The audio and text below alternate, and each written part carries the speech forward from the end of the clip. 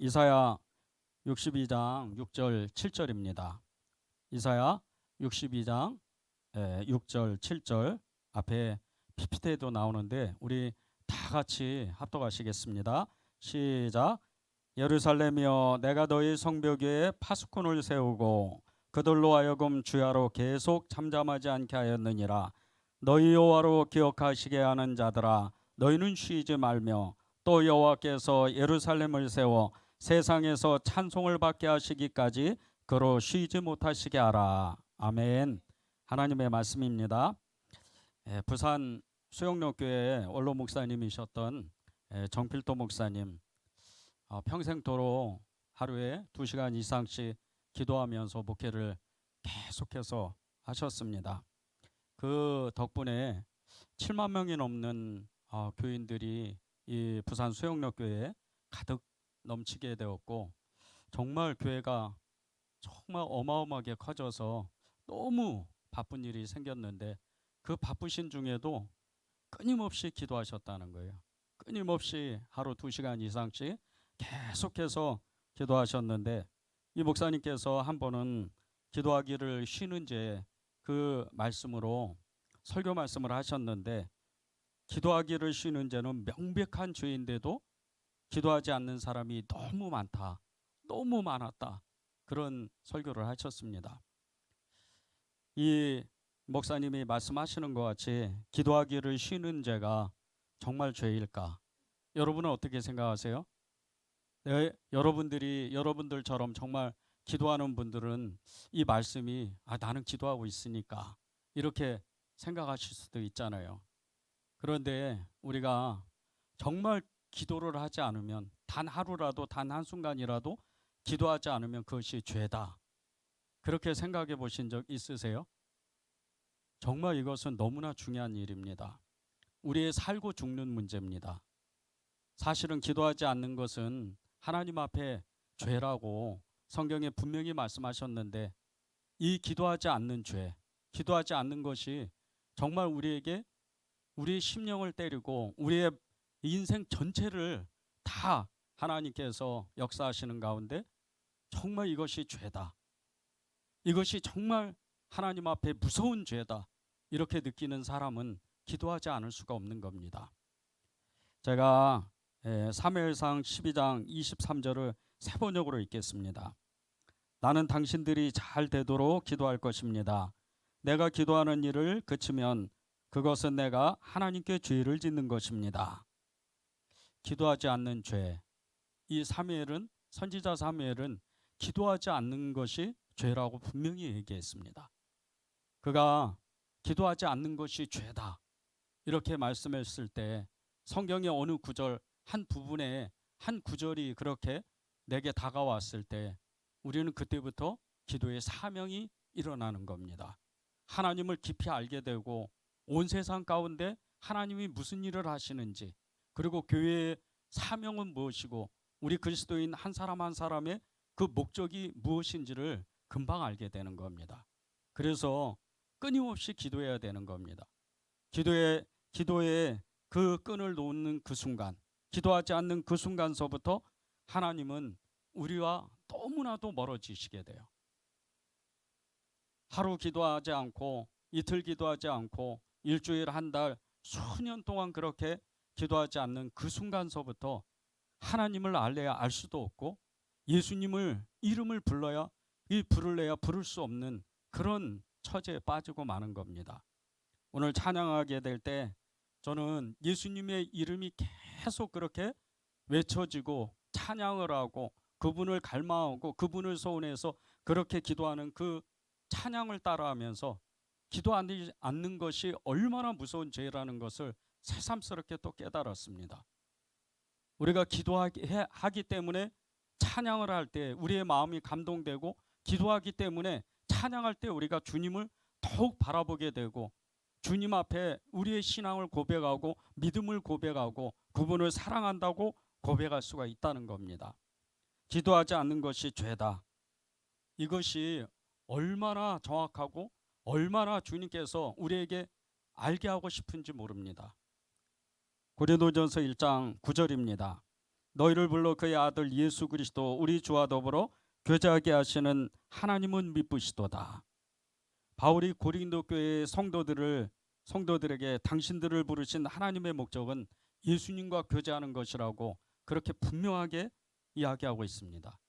그런데 이 말씀은요, 고린도 교회의 성도들이 과연 무엇으로, 정말 이 고린도 교회의 성도들이 과연 무엇으로 하나님과 교제를 할 수 있을까? 그런 질문을 가져오는 말씀입니다. 그것이 바로 기도입니다. 하나님과 교제한다, 예수님과 교제한다, 예수님을 알고 싶다, 예수님을 만나고 싶다. 그것은 기도하지 않으면 만날 수가 없다는 겁니다. 예수님의 음성을 들을 수도 없고 예수님을 만날 수도 없고 예수님이 누군지 그조차도 알 수가 없다는 겁니다. 하나님과 교제하고 예수님과 교제하는 사람들, 이 사람들은 기도하는 사람들입니다. 끊임없이 기도하고 끊임없이 그분의 이름을 부르는 그런 사람들인 겁니다. 기도하지 않는 것이 죄다. 이것이 우리에게 실제가 되어야 됩니다. 정말 하나님, 이 죄를 범하지 않겠습니다. 기도하지 않는 죄를 제가 정말 범하지 않겠습니다. 그 결단을 해야 돼요. 여러분이 하루에 기도 시간을 얼마나 갖는지를 가만히 생각해 보세요. 내가 하루도 잊지 않고 정말 기도의 자리에 나와서 여러분이 끊임없이 기도하는 사람이라면 여러분은 하나님을 만나고 있고 예수님과 교제하고 그리고 하나님의 부르신 그 목적에 합당한 사람이 되는 겁니다. 그런데 기도하지 않는 사람, 기도할 수 없는 사람, 이런 사람들은 하나님을 알지 못하기 때문에 예수님과 교제할 수가 없어서 하나님의 그 부르신 목적에 합당한 사람이 될 수가 없는 겁니다. 끊임없이 기도하고 끊임없이 하나님 앞에 나아가서 하나님을 찾을 때, 예수님의 그 이름을 부를 때, 예수님 앞에 기도할 때, 그때만이 우리가 하나님 앞에 영적으로 살아난 사람이요, 그리고 우리가 예수님의 사람이라고 부를 수가 있는 겁니다. 여러분이 하루에 얼만큼 기도하는지 그것을 가만히 생각해 보고, 또 나는 일주일에 얼마나 며칠이나 그렇게 교회에 나와서 하나님의 이름을 그렇게 불러 기도할 수 있을까? 이것은 너무나 중요한 질문입니다. 우리가 하나님 앞에 나와서 정말 기도할 수만 있다면, 예수님을 찾을 수만 있다면, 그러면 하나님은 끊임없이 우리에게 말씀하시고 우리에게 믿음을 주시고 우리에게 하나님의 그 말할 수도 없는 은혜를 부어주시는데, 기도하지 못하니까 그 모든 것들이 우리에게 들려지지도 않고 손에 잡히지도 않고 우리의 마음에 채워지지도 않는 겁니다. 여러분이 기도하지 못하는 일은 너무 바빠서 기도하지 못합니다. 이것은 정말 무서운 일입니다. 너무 바빠서 기도하지 못한다. 너무 바빠서 기도의 자리에 앉을 수도 없다. 그것은 핑계입니다. 사실은 너무 바쁘니까 기도하는 겁니다. 하나님을 놓치지 않기 위해서. 얼마 전에 한 성도님이 상담을 요청해서 상담하는데 너무나 놀라운 이야기를 들었어요. 너무 깜짝 놀랐죠. 그 성도님은 큰 교회에서 중직을 맡아서 10여 년 동안 정말 교회를 위해서 애쓰고 수고하고 봉사를 했어요. 그렇게 교회를 위해서 봉사하면 가정에 좋은 일들이 생겨야 되는데, 시간이 지나면 지날수록, 수년이 지나면 지날수록 너무나 어려운 일이 생기는 거예요. 너무나 힘든 일이 생기는 거예요. 그래서 그 성도님과 함께 정말 이 가정의 문제를 풀어달라고, 해결해달라고 함께 기도하자고 그렇게 다짐하고 기도하기로 결정을 했는데, 이 성도님이 정말 그 뒤에 끝에 말하는 그 말 한마디 때문에 제가 마음이 너무나 아프더라고요. 그 성도님이 이렇게 이야기하는 거예요. 그런데요, 목사님, 제가 예수님을 못 만난 것 같아요. 10년을 교회를 위해서 애쓰고 정말 수고하고 봉사를 했는데, 그것도 중직을 맡아서 하나님 앞에 헌신을 했는데 예수님을 못 만난 것 같다는 거예요. 예수님이 자기 마음 가운데 없는 것 같은 느낌을 받았다는 거예요. 그 이유는 딱 한 가지입니다. 기도하지 않았기 때문에. 기도하지 않으니까 정말 그 마음 가운데 영적인 감각이 완전히 사라지는 거예요. 그냥 그저 교회 가서 열심히 봉사만 하는 거예요. 그 봉사가 무슨 의미를 가지고, 그 봉사가 어떤 일인지도 모르고 그냥 그저 열심히 하는 거예요. 하나님 앞에보다는 사람 앞에서 그렇게 열심히 일을 하는 거예요. 그렇게 열심히 하다 보니까 너무 바쁘니까 기도하지 못하는 거예요. 기도하지 못하니까 영적인 능력이 떨어지고 영적인 감각이 계속해서 무뎌지는 거예요. 그러다 보니까 하나님을, 예수님을 못 만난 것 같은 느낌이 이 성도님 안에 그렇게 너무나 불안한, 너무나도 정말 주님 앞에 죄송스러운 그런 마음이 갖는 거예요. 6절 7절을 제가 다시 한번 읽겠습니다. 예루살렘이여, 내가 너희 성벽에 파수꾼을 세우고 그들로 하여금 주야로 계속 잠잠하지 않게 하였느니라. 너희 여호와로 기억하게 하시는 자들아, 너희는 쉬지 말며 또 여호와께서 예루살렘을 세워 세상에서 찬송을 받게 하시기까지 그로 쉬지 못하시게 하라. 이 말씀은 기도에 관한 말씀이에요. 예루살렘 성벽에 올라가서 파수꾼이 되어 주야로 밤낮으로 그렇게 계속해서 기도하는 사람에 대한 이야기입니다.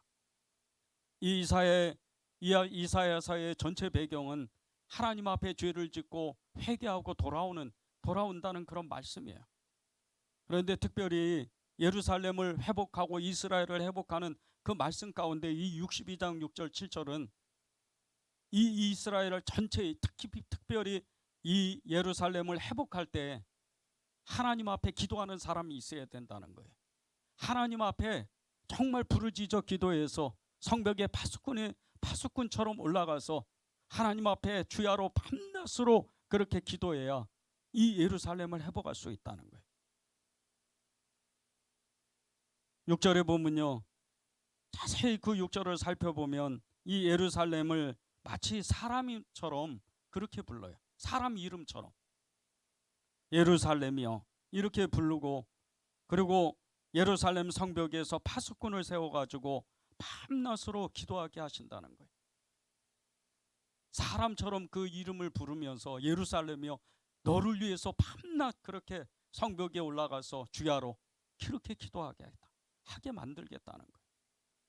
그런데 7절에 보면요, 하나님께서 예루살렘을 세우셔서 세상에서 찬송을 받게 하시기까지 그로 쉬지 못하시게 하라는 거예요. 이 기도자가, 이 예루살렘이 온 세상 가운데 알려지도록, 그리고 하나님의 영광이 이 예루살렘을 중심으로 온 세상에 퍼져나가도록 그렇게 하나님을 쉬지 못하게 하는 기도자가 되라는 거예요. 이 말씀이 저와 여러분에게 심장을 정말 너무나 뜨겁게 만들고, 그 심장이 뜨거워지다 못해서 하나님 앞에, 그렇습니다, 제가 예루살렘 그 망루의 그 성벽에 올라가서 파수꾼이 되어서 하나님 앞에 주야로 밤낮으로 그렇게 기도하는 사람이 되겠습니다.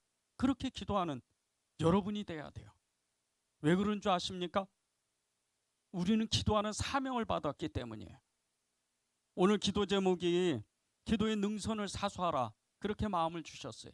기도의 능선을 사수하라. 여러분에게는 다 각각 삶의 영역이 있어요. 여러분에게는 각각 다 사명의 그 영역이 있습니다. 여러분의 삶의 그 영역 가운데 기도하지 않으면 그 삶의 영역들이 다 무너지기 시작하는 거예요. 삶의 영역이 무너지면 여러분의 마음이 굳어져요. 여러분의 가정이 어려워져요. 내가 마음에 소원하는 그 모든 것들이 이루어질 수가 없는 거예요. 여러분이 기도하지 않으면 기도의 사명을 감당하지 못해요. 여러분에게는 각각 다 사명이 있습니다. 어떤 사람은 선교사로, 어떤 사람은 전도자로, 어떤 사람은 정말 가난하고 연약하고 세상 가운데 그런 모든 사람들을 찾아가서 그 사람들을 도와주는 그 사명이 있어요. 그런데 그것은 기도하지 않으면 그 사명을 다 감당해낼 수가 없어요. 밤낮 부르짖어서 하나님 앞에 주야로 그렇게 기도할 때 그 사명이 내 것이 되는 거예요. 사명이 없는 사람은 하나님이 바로 데려가셔요. 사명이 없는 사람은 없습니다. 삶의 지경도 똑같아요. 삶의 지경 가운데에서 기도하지 않는다면 우리의 삶이 그 성벽 같은 이런 삶의 그 영역이 한쪽이 계속해서 무너지는 거예요. 벽돌이 무너지는 것 같이 그렇게 하나씩 무너져 가면서 끝내는 우리의 그 가졌던 신앙조차도 다 잃어버려요. 마지막에는 예수님을 떠납니다. 그리고 세상 사람이 되어가는 거예요. 기도하지 않는 사람은 세상 사람들과 똑같이 이야기를 해. 똑같은 부정적인 이야기를 하는 거예요. 뭐든지 안 된다, 된다, 계속해서 내 힘으로 해야 되고 누구를 만나야 되고 누구의 힘을 빌려야 되고 내가 가진 것으로 이 어려운 삶을 빠져나가야 되고 이겨야 된다고 그렇게 생각하면서 사는 거예요. 예배당에 앉아 있어도 하나님을 찾기보다는 내 문제를 어떻게 풀어낼까, 내 문제를 어떻게 해결할까, 그것을 생각하게 돼요. 기도하지 않으니까.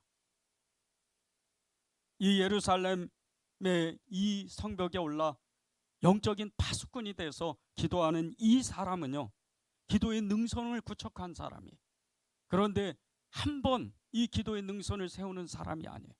주야로 밤낮 없이 끝없이 주님이 일하시기는 그 마침표가 되는 그날까지, 주님이 그만하라고 말씀하시는 그날까지 계속해서 밤낮 부르짖어 기도하는 거예요. 그 사람이 하나님의 그 사명을 감당하고 하나님이 주신 그 지계, 그 경계석을, 그 허락하신 그 삶을 완전하게 충만하게 사는 사람이 되는 거예요. 기도하다가 너무 힘들어서 기도를 멈춘 사람이 있습니까? 정말 하나님 앞에 매달려서 기도해야 돼요. 하나님, 제 기도를 다시 일으켜 주십시오. 제 기도가 정말 이곳에서 멈추고 끝이면 안 됩니다. 하나님 앞에 끊임없이 기도하는 사람이 돼야 됩니다. 여러분이 그 마음만 가져도요, 여러분이 저절로 기도하는 사람이 됩니다. 왜 그런 줄 아십니까? 여러분 안에 예수님이 계시기 때문이에요. 여러분 안에 계신 분이 성령님이세요. 그 성령님은 끊임없이 여러분을 위해서 기도하는 분이에요. 여러분을 위해서 끊임없이 그 기도의 제목을 주시고 감동을 주시고 말씀하시고 그 말씀을 순종하면 하나님 앞에 끊임없이 기도하게 만든다는 거예요. 로마서 8장 26절을 제가 읽겠습니다. 이와 같이 성령도 우리 연약함을 도우시나니 우리는 마땅히 기도할 바를 알지 못하나 오직 성령이 말할 수 없는 탄식으로 우리를 위하여 친히 간구하시느니라. 우리 안에 계신 성령님께서 우리가 생각만 하면, 우리가 순종하기로 결단만 하면, 기도하기로 결단만 하면 그분이 도와주신다는 거예요. 여러분이 기도하는 게 아니에요. 끊임없이 기도하는 거예요. 저는 요즘에 25년 만에 기도의 어떤 공황 상태를 지금 겪고 있어요. 기도는 끊임없이 합니다. 밤낮으로 기도해요. 그런데 기도가 단 한 발짝도 나가지를 못해요. 그렇게 끊임없이 기도하고 기도의 지경을 넓혀가는데 갑자기 공황 상태가 오기 시작하는 거예요. 그런데 며칠 전에 주님이 저에게 한 가지 너무나 정확한 말씀을 주시는 거예요. 너는 계속해서 기도하는 사람이다. 왜 그런 줄 아세요? 성령에 의지해서 끊임없이 기도하려고 애를 쓰니까 그래. 끊임없이 그분의 이름을 부르고 싶어서 하나님 앞에 나오니까 그래. 어느 순간에는 너무 피곤해서 예배당에 앉아서 10분도 기도 못할 때도 있어요. 그렇게 정말 허망한 시간을 보내는 것 같은데 그날 그 10분도 못한 기도가 하루 종일 저를 붙들 때가 있어요. 하나님이, 성령님께서 저를 붙잡아 주셔서 그렇게 정말 기도하는 그런 마음을 늘 갖게 만드는 거예요. 그러면 그 다음 날도 또 기도하는 자리에 나가서 10분이 아니고 1시간, 아니 2시간 동안 그렇게 계속해서 하나님 앞에 기도하는 게 되는 겁니다. 여러분이 정말 하나님의 성령에 의지해서 기도하기를 작정하면 하나님이 여러분이 그 맡은 하나님의 그 지경들, 삶의 지경과 사명의 그 지경 안에서 끊임없이 여러분은 그 기도의 그 능선을 능히 지키는 그런 사람이 되는 거예요.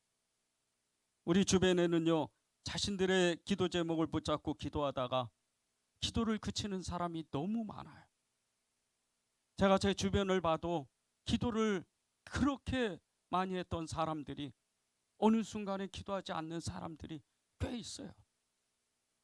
그런데 그 모든 그 기도의 그 그 기도를 멈추게 하는 그 이유 딱 하나는 다른 것이 아니에요.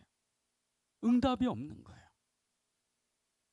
아무리 오랫동안 기도해도 응답이 없는 것처럼 느껴지는 거예요. 그런데 이때가 주님이 일하실 때요.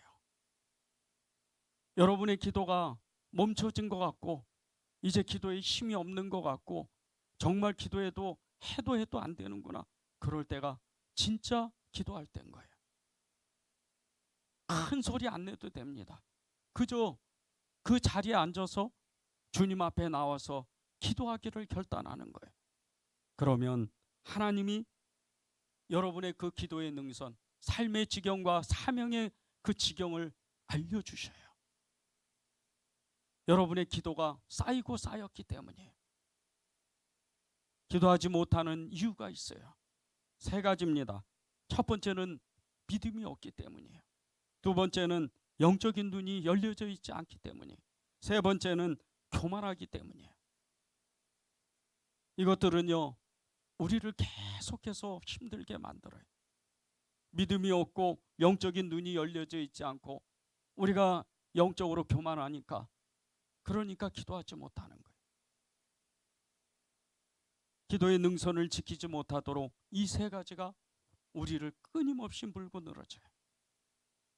이 기도의 능선을 지키지 못하도록 기도를 못하게 하는 첫 번째 그 이유, 믿음이 없는 이것은요, 시편 23편 3절에 보면 내 영혼을 소생시키시고 자기 이름을 위하여 의의 길로 인도하시는도다 라는 말씀처럼 가장 인생의 밑바닥에서 험한 인생을 살다가 정말 어느 날 이스라엘의 왕이 됐던 이 다윗이 그 모든 것이 이 모든 것이 주님이 하셨습니다 고백하는 그 고백의 시예요. 다윗이 이렇게 고백할 수 있었던 것은 그가 기도하는 사람이었기 때문이에요. 얼마나 힘든 삶을 살았어요. 여러분 중에 다윗처럼 그렇게 힘든 삶을 사신 분이 계세요? 끊임없이 죽음의 위협 속에, 끊임없이 대적자의 그 위협 속에 쫓기고 그렇게 굶기도 하고 매를 맞기도 하고 미친 채 하기도 하고 끊임없이 도망자 신세가 되는 그런 삶을 사시는 분이 있으세요? 이 다윗은 그런 험한 삶을, 그런 정말 너무나 이 고난의 삶을 그렇게 겪고 나서 이 모든 것이 주님이 하셨습니다 그렇게 고백했던 그런 사람이에요. 그는 기도하는 사람이었기 때문입니다. 예수님이 우리의 인생을 전체적으로 책임지시는 분이에요. 그런데 정말 우리가 그것을 믿지 않으면 기도할 수가 없어요. 다윗의 이 고백은요, 이 시편 23편의 고백은 하나님은 언제나 자기를 책임지신 하나님이었다는 거예요. 여러분의 인생을 누가 책임질 수 있겠어요? 여러분입니까? 아니요. 하나님이세요. 그분이 여러분의 인생을 책임지는 거예요. 그분이 여러분의 인생을 책임진다는 것을 내가 믿을 때, 그때 기도의 능력이 나타나기 시작하는 거예요. 이 다윗처럼 끊임없이 기도하고 끊임없이 하나님을 찾고 끊임없이 하나님의 역사를 위해서 기도하는 거예요. 기도는 영적인 호흡이라는 말이 있어요. 이와 같이 정말 우리가 단 몇 분만 숨을 못 쉬어도 우리의 목숨이 끊어지는데, 기도하지 않으면 나는 죽게 생겼구나, 이렇게 정말 믿는다면 하나님 앞에 우리는 끊임없이 부르짖어 이 다윗처럼 기도하는 사람이 되는 거예요. 그래서 영국의 종교개혁자인 존 낙스가 내가 생명을 사랑하던 기도를 사랑하라고 말하는 거예요. 내가 생명을 사랑한다면 정말 기도를 사랑해야 된다는 거예요. 우리의 생명이 주님께 있다면, 다윗과 같이 그렇게 자기의 인생이 하나님으로부터 살았다고 고백할 수 있다면 기도하는 거예요. 제일 어려운 말씀이 기도하자 그래요. 기도하자는 이 말씀입니다. 여러분에게 끊임없이 하나님은요, 기도하라 그래요. 영적으로 깨어있으라고 말씀하시는 거예요. 기도의 능선을 사수하고 여러분의 삶의 지경을 하나님이 책임지실 수 있는 것은 끊임없이 기도하는 것인데, 이 기도하지 않으니까 우리가 계속해서 넘어지고 쓰러지고 정말 일어나지 못하는 그 순간이 계속 연속적으로 일어나는 거예요. 정말 기도하기를 이 다윗처럼 내 영혼을 소생시키시고 자기 이름을 위하여 의의 길로 인도하시는 그 주님을 신뢰하고 그분을 고백하면서 끊임없이 기도하는 사람이 되기를 정말 간절히 기도합니다.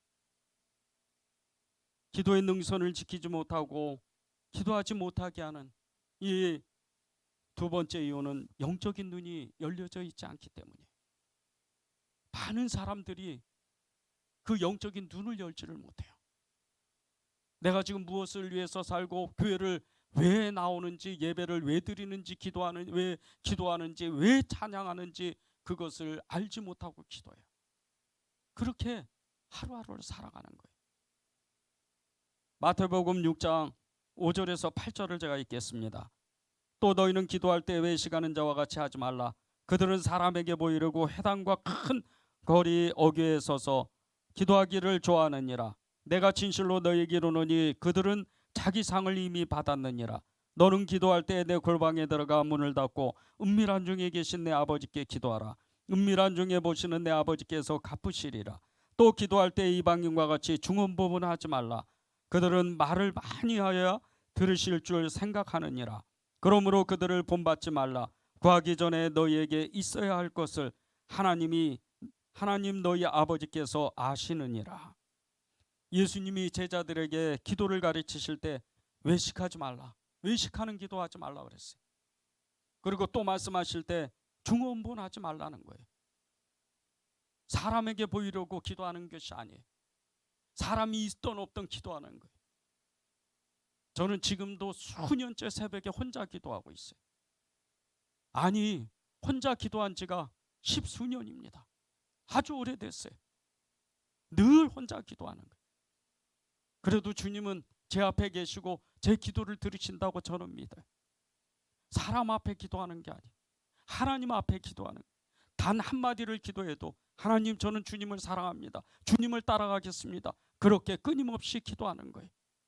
이것이 외식하지 않는 기도예요. 두 번째는 중언부언하지만은 중언부언해서 그렇게 기도하는 것이 아니에요. 이것도 기도하고 저것도 기도하고, 집의 그 문제를 위해서, 가정의 문제를 위해서, 내 개인의 문제를 위해서 기도하다가 갑자기 나라와 민족을 위해서 기도하고, 또 하나님의 나라를 위해서, 하나님의 뜻을 위해서, 교회를 위해서 갑자기 기도를 해요. 그것은 정확하게 말씀을 드리면요, 사실 그 기도는 초점이 없는 기도예요. 그냥 중언부언하는 기도예요. 교회에서 목사님이 기도합시다 해서 지금 우크라이나와 러시아가 전쟁을 하고 이스라엘과 팔레스타인이 전쟁해서 기도합시다, 나는 그 믿음이 오지도 않고 나는 그 기도를 할 수도 없고 나는 그 마음이 내 마음에 통화가 되지도 않는데, 그 기도는 아무리 해봐야 그 기도는 응답되지 않아요. 중언부언해서 기도하는 것이 아니에요. 오직 초점을 맞춰서 기도하는 거예요. 6절을 보세요. 너는 기도할 때 내 골방에 들어가 문을 닫고 은밀한 중에 계신 내 아버지께 기도하라. 은밀한 중에 보시는 내 아버지께서 갚으시리라. 골방에 가서 기도하는 거예요.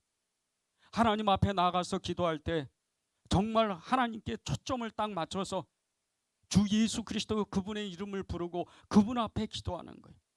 그 골방 기도가 어디입니까? 여러분의 마음이에요. 교회에서도 기도하고 여러분의 가정에서, 여러분의 그 방에서 기도도 하지만 여러분의 마음에서 기도하는 거예요. 거기가 골방입니다. 하나님의 성령으로 여러분이 그 골방에서, 여러분의 마음에서 기도하기 시작할 때 그 영적인 눈이 열리기 시작하는 거예요. 영적인 감각이 생기고 영적인 근육이 생기는 거예요. 그리고 하나님이 나에게 말씀하시는 것을 깨닫게 돼요.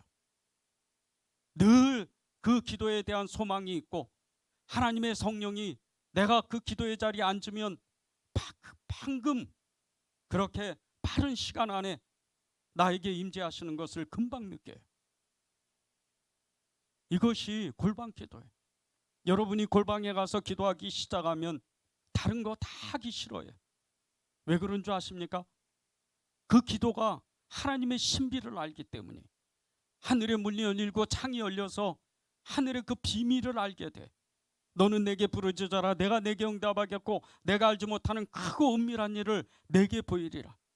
하나님 앞에 부르짖어 기도해서 하나님 앞에 나아가 기도하게 될 때 골방에 나가 하나님만 찾고 그분께만 내 시선을 맞춰서 초점을 맞출 때 그때 우리의 영혼이 깨어나기 시작하는 거예요. 우리는 다 영적인 존재입니다. 우리의 영적인 눈이 감기니까, 그러니까 기도의 능력을 맛보지 못하는 거예요.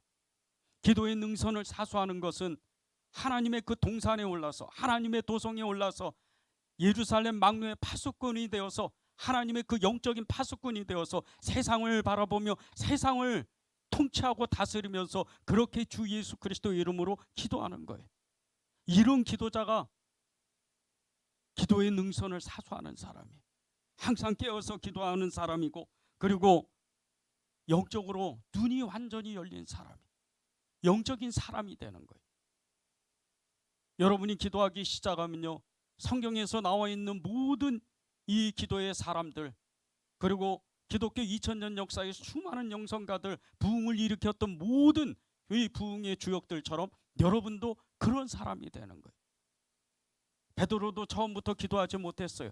그는 예수님을 오히려 저주까지 했던 사람이. 그런데 성령이 그 안에 강하게 임하고 불같이 임하니까 그때부터 기도하기 시작하는 거예요. 기도하는 것마다 하나님의 음성이 들리고 기도하는 것마다 하나님의 능력이 임하는 거예요. 여러분이 그런 기도의 기도자가 되도록 마음의 소원을 가져야 돼요. 그래야 여러분이 영적으로 완전히 정말 열린 사람이 되는 거예요. 영적 능력자가 되는 거예요. 예수님의 제자들은요, 늘 골방을 사모했어요.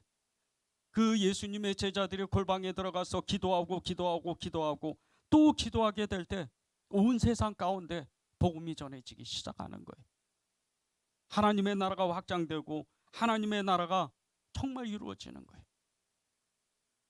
성도들이 저에게 기도를 부탁할 때 제가 꼭 하는 말이 있어요. 정확한 기도 제목을 적어서 저한테 주십시오. 정확한 기도 제목을 적어서 저한테 달라는 거예요. 왜 그런지 아세요? 하나님께 초점을 맞춰야 되기 때문에. 제가 골방에 들어가서 성령에 의지해서 하나님 앞에 기도하게 될 때 하나님의 그 말할 수 없는 탄식, 성령의 탄식으로 기도할 수 있기 때문에. 목사님 기도해 주세요. 저희 가정에 이런 문제가 있습니다. 그냥 두리뭉실, 그건 기도가 아니에요. 여러분의 주변에 있는 기도의 사람들도 여러분이 주변에 있는 그 그리스도인들에게 기도해 주세요, 이렇게 해서 기도할 것 같으세요? 아니에요. 네, 기도할게요. 거짓말입니다.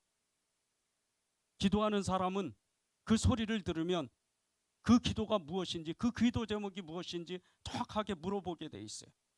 어떤 문제가 있습니까? 어떤 마음의 소원이 있습니까? 어떤 절박한 그런 기도 제목이 있습니까? 그걸 물어봐야 돼요. 그것을 물어보는 순간 성령이 우리 안에서 서로 교통을 하는 거예요. 그리고 그 사람이 기도하지 못하는 것을 그 상대방이 들었던 그 안에 계신 성령님께서 말할 수 없는 탄식으로 기도하는 거예요. 이것이 기도의 능선을 사수하는 하나님의 놀라운 역사예요. 제가 좋아하는 말 중에요, 하나가 작은 불들이 모여 큰 불을 이룬다는 말씀이에요. 처음부터 기도를 잘하는 사람은 아무도 없어요. 처음부터는 말도 잘 안 나와요. 대표 기도도 못해요. 처음부터는 오랫동안 기도할 수가 없어요. 그러나 하루가 가고 이틀이 가고 계속해서 그 기도를 믿고 끊임없이 기도의 자리에 앉아 있기만 하면 그 어느 순간 갑자기 내 영혼이 열리게 돼요. 그리고 그 영혼을 따라서, 성령을 따라서 그렇게 기도하기 시작하면 하나님의 놀라운 능력이 그때부터 부어지기 시작하는 거예요. 그리고 말할 수 없는 정말 온갖 하나님의 신비로운 그 기도가 터지기 시작하는 거예요. 주변에 있는 많은 사람들, 많은 분들이 저에게 정말 기도하는 사람이라고 많은 사람들이 그렇게 불러줘요. 그런데 저는 실상 기도를 그렇게 많이 하는 사람은 아니에요. 정말 수시간, 여러 시간 동안 하루에 시간을 정해서 기도하지는 않아요. 무시로 수시로 그렇게 끊임없이 기도할 따름이에요. 그렇게 기도하는데, 그렇게 기도를 하는 저도 어느 순간서부터 영적인 눈이 열려요. 아, 이 사람은 이런 문제가 있나 보다. 아, 이 사람은 이런 마음의 소원들이 있나 보다. 그 사람의 마음과 제 마음이 같이 통화가 되는 거예요. 성령의 감동하심이 있고 그 사람의 그 간절한 마음, 애타는 마음, 또 그 정말 하나님 앞에 애쓰고 수고하는 그 마음이 전달되기 시작하는 거예요. 그래서 그 마음을 붙잡아서 기도하면 정확하게 응답이 되는 거예요. 요즘 제 주변에 많은 사람들이 저와 함께 기도하면서 기도의 응답을 체험한다고 그런 간증들을 많이 해요. 그 간증들을 들으면서 저는 하나님께 감사합니다. 이유는 딱 한 가지예요. 제 영혼을 열어주셨기 때문에, 제 영혼을 하나님이 붙잡으셨기 때문에. 여러분이 정말 영적으로 깨어나지 않으면요, 아무리 오랫동안 기도해도 이 정작 기도를 마치고 일어날 때 다른 생각하는 거예요. 집에 가스불은 켜졌는지, 밥은 했는지, 아이는 지금 잘 있는지, 우리 가정은 어떤지, 계속 이런 걱정만 하는 거예요. 그런데 그 말을 하는 순간, 생각을 하는 순간 수시간 동안 그 기도의 자리에 앉았던 것이 다 허사가 되고 말아요. 다 쏟아버리는 거예요. 그것은 응답이 될 수가 없어요. 기도의 능선을 사수하라. 이것은요, 정말 우리에게 아주 심각하게 다가와야 돼요. 지금은 기도하는 사람이 너무나, 정말 너무나 부족한 시대가 됐어요. 저는 여러 가지 사명 중에 하나가 기도원을 다니면서 기도원을 위해서 기도하는 사명이 있어요. 전국의 그 기도원을 다 일일이 찾아봅니다. 근데 예전만치 그렇게 기도하는 사람이 많지가 않아요. 대한민국에서 가장 정말 이 한국교회에서 크다는 이 기도원도 가보면 옛날 같지가 않아요. 옛날에는 수천 명이 기도했어요. 밤이면 수백 명이 그 산에 올라가서 기도했었어요. 그런데 지금은 낮에도 사람이 없을 뿐더러 밤이면 아예 사람이 없어요. 오후 7시만 되면 숙소에도 사람이 거의 없습니다. 그런 기도가 계속 사라져가는 이 시대에 하나님은 여러분에게 기도의 능선을 구축하라는 거예요. 여러분의 가정에서 기도의 능선을 구축하고, 여러분의 교회에서 기도의 능선을 구축하고, 여러분의 그 직장에서 기도의 능선을 구축하고, 여러분이 사는 그 도시에서 기도의 능선을 구축하라는 거예요. 그것이 여러분에게 주시는 하나님의 사명이에요. 누가복음 18장 9절에서 14절에 보면요, 바리새인과 세리의 기도가 나와요. 이 바리새인과 세리의 이 기도 이야기는요, 우리에게 정말 영적으로 큰 시사하는 바가 커요. 이 바리새인은 늘 기도하는 사람이었어요. 하루에도 여러 번씩, 적어도 유대인의 지도자들은 4번씩 기도합니다. 그런데 바리새인은 열심히 특심이 돼서 정말 기도를 많이 하는 사람들이에요. 그런데도 불구하고 기도 응답이 되지 않아요. 그런데 세리가 딱 한 번 올라가서 성전에 그 올라가지도 못하고 성전 입구에서 하나님 살려주세요, 그렇게 기도하니까 정작 기도 응답을 받은 사람은 세리였어요. 왜 그런지 아세요? 그는 하나님을 알고 싶은 거예요. 그는 하나님을 만나고 싶은 거예요. 자기가 가진 돈, 자기가 가지고 있는 배경, 자기가 가지고 있는 그 좋은 환경들 다 필요 없는 거예요. 그냥 하나님 만나고 싶은 거예요. 그 갈망의 마음이 그의 영혼을 깨우는 거예요. 그의 영혼이 깨어나기 시작해서 그는 모든 것을 버리고 하나님을 따라가는 거예요. 기도의 능선을 사수하라. 이 말씀은요, 예루살렘 망로의 파수꾼이 되어서 그 성벽 꼭대기에 올라가서 끊임없이 이 세상을, 영적 세계를 촘촘히 정말 바라보고 세상의 악한 영들을, 그 역사들을 일일이 분별하면서 기도하는 사람들이에요. 영혼이 깨어나면 금방 이 세상에 돌아가는 영적 상황을 금방 알게 돼요. 이 도시만 해도요, 여러분이 사는 지역만 해도요, 얼마나 무서운 세상인지, 그 악한 영들이 무슨 일을 하는지를 금방 알게 돼요. 영적으로 깨어나야 돼요. 영적으로 일어나야 돼요. 영적인 그 소망을 정말 성령이 나에게 역사하시도록 갈망해야 돼요. 그것이 기도의 능선을 사수하는 사람의 그 기도입니다. 기도를 하지 못하게 하는 이 세 번째 이유는요, 우리도 모르는 사이에 교만해지는 거예요. 나도 모르게 교만해져요. 잠언 24장 30절에서 34절입니다. 내가 게으른 자의 밭과 지 없는 자의 포도원을 지나며 본즉 가시덤불이 그 전부를 전부에 퍼졌으며 그 지면이 거친 풀로 덮였고 돌담이 무너져 있길로 내가 보고 생각이 깊었고 내가 보고 훈계를 받았노라. 내가 좀 더 자자 좀 더 졸자 손을 모으고 좀 더 눕자 하자하니 내 빈궁이 강도같이 오며 내 곰핍이 군사같이 이르리라. 이 말씀은 게으른 사람에 대한 비유예요. 그런데 영적으로도요, 이와 똑같아요. 영적인 이 눈이 열리지 않으면 정말 이와 같이 갑자기 빈곤이, 이 정말 곰핍이 갑자기 찾아오는 거예요. 30절을 보세요. 31절 가시덤불이 그 전부에 퍼졌으며 그 지면에 거친 풀로 덮였고 돌담이 무너져 있다 그래요. 밭과 포도원에. 우리 마음이 교만이 찾아오기 시작하면요, 우리가 영적으로 아주 무뎌져요. 우리가 왜 깨어 있어야 되는 줄 아십니까? 늘 하나님 앞에 우리가 겸손해야 되기 때문이에요. 겸손한 자가 기도하는 사람이에요. 겸손한 자가 하나님을 만나는 사람이에요. 겸손한 자가 사명을 감당하는 사람입니다. 그런 사람들은 하나님 앞에 정말 열심을 내요.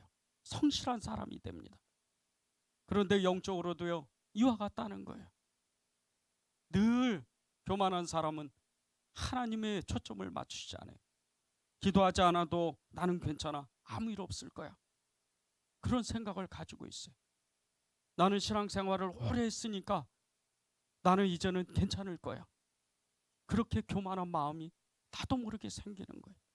기도하지 않아도 돼.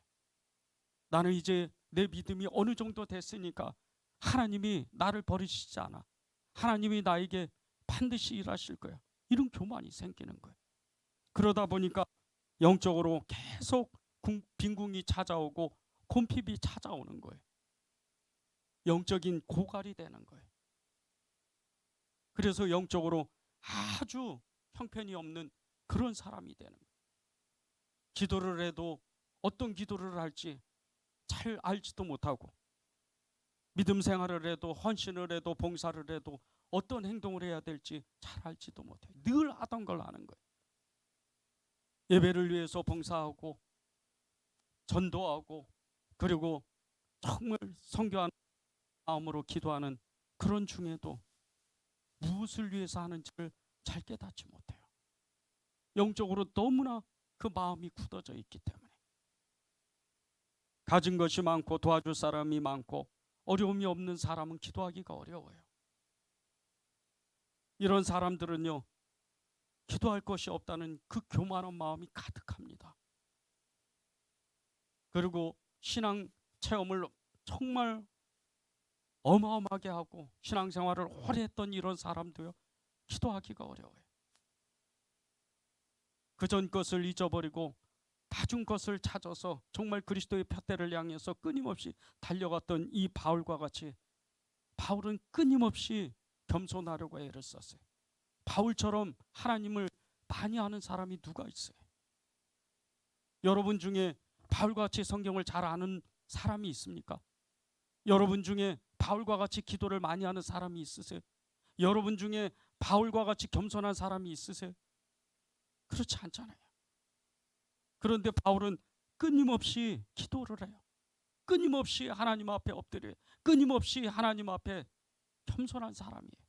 그러니까 하나님이 그에게 영적인 능력을 주는 거예요. 좀 더 자자, 좀 더 졸자. 이렇게 하다 보면요, 우리에게 빈궁이 어느 날 갑자기 찾아온, 곰핍이 어느 날 정말 강도와 같이 군사와 같이 찾아오는 거예요. 이렇던 그 가지고 있던 믿음도 다 잃어버려요. 아예 그냥 그 믿음조차도 사라져 버리는 거예요. 이런 사람들은요, 아무리 좋은 것으로 채우고 또 채우고 채워도 만족할 줄 모르고 늘 자신의 그 욕심을 채우려고 애를 써요. 영적인 일보다는 자신의 육신의 삶의 풍요로움을 위해서 끊임없이 살아가는 거예요. 그러다가 영적으로 완전히 무너지는 거예요. 영적 올무에 걸려서 도저히 빠져나오질 못해요. 영적 세계는요, 겸손한 사람에게 열리는 곳이에요. 영적 세계는 부지런한 사람에게 열리는 곳입니다. 6절 7절을 다시 한번 읽어보면요, 예루살렘이여 내가 너희 성벽에 파수꾼을 세우고 그들로 하여금 주야로 계속 잠잠하지 않게 하였느니라. 너희 여호와로 기억하시게 하는 자들아 너희는 쉬지 말며 또 여호와께서 예루살렘을 세워 세상으로 찬송을 받게 하시기까지 그로 쉬지 못하시게 하라.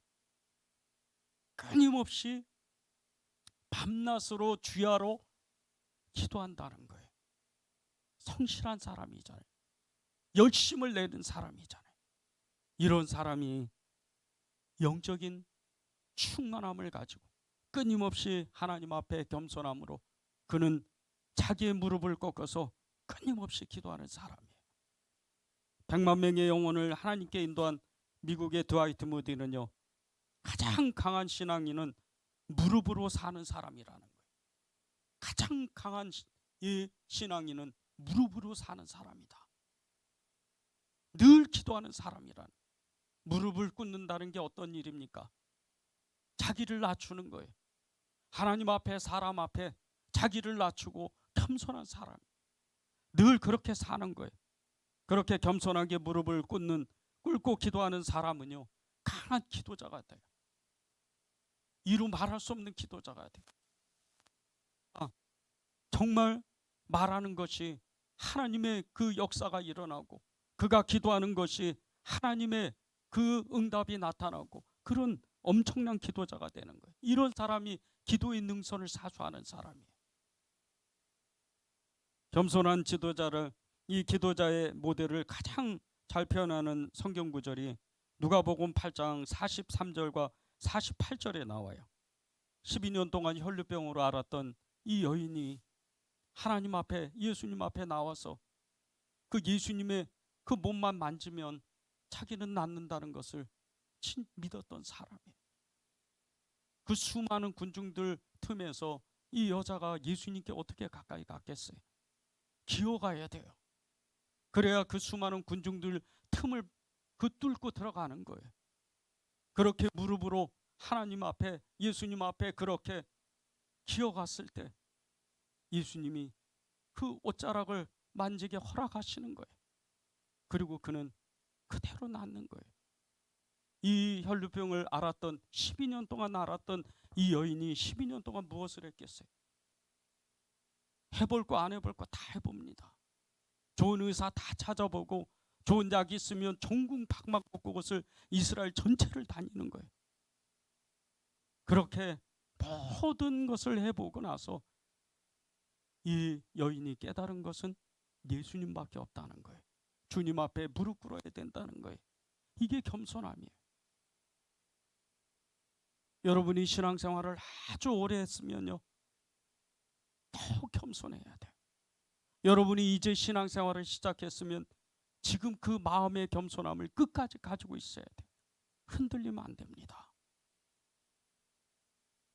우리에게 항상 기도할 수 있는 능력은 다른 어떤 것이 아니에요. 믿음으로 기도하고 영적인 것을 갈망하고 겸손한 마음으로 기도하는 거예요. 기도의 능선을 사수하는 것은 믿음과 영적 갈망과 겸손한 자세입니다. 이것을 위해서 우리가 하나님 앞에 나오는 거예요. 여러분이 정말 이 기도의 능선을 사수하고 여러분의 삶을 정말 그 삶의 영역을 지키고 하나님의 사명의 그 영역을 이루어내고 정말 하나님의 영광의 그 영광을 드리는 그런 삶을 살기를 바랍니다. 우리 찬양하고 기도하는 시간을 갖겠습니다.